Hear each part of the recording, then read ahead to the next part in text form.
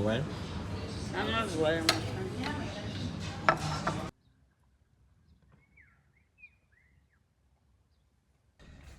Extra video was it, guys. I don't know why the lighting's so bad here, but it's fine. Back with another one, but for you too.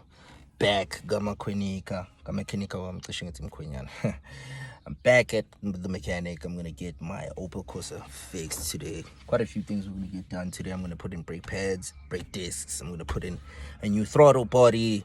I also want to hop in and I want to check in my oil pump as well. I put in an oil pump 4 months ago, and the mechanic that I initially put it in with kind of fucked me over because of my beacon bearings.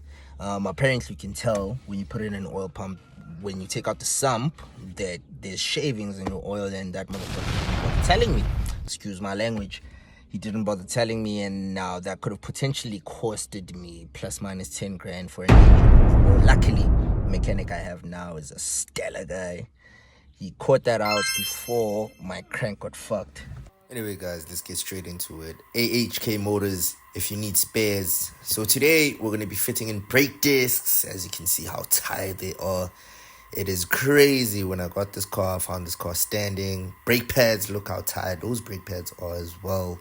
We're going to get those fitted in with the all new Opel Corsa 1.4 liter 2000 model brake pads. Please just make sure when you're buying brake pads for an older model that it is the exact brake pads for your model car. Anyway, so with this car, the latest update, I've fitted in an oil pump, I've fitted in a water pump, brake pads, brake discs, petrol housing.